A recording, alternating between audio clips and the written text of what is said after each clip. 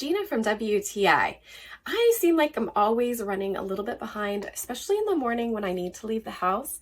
And that's why I love having something that I can grab and take with me for a meal. There are so many things about this meal replacement shake from HARMONIFY that I really like. And I gotta tell you, it tastes so good.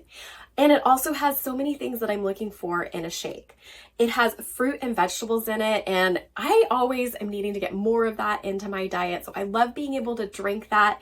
It's not gritty, it doesn't taste like dirt, and it's only 120 calories when you mix it with water. I've blended it into a smoothie with other things like bananas and almond milk. Or I've just used almond milk with some ice and drank that on the go. And it even blends really well with water, even just in my shaker with a little bit of ice. I love how many different vitamins and minerals it has in it.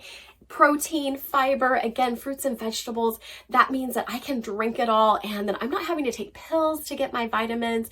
And I really like that a lot. This hasn't bothered my stomach at all, and it doesn't have a weird aftertaste like some meal replacement shakes do. As a meal replacement, it's worked really well with helping keep me satisfied so that I don't need to eat or snack.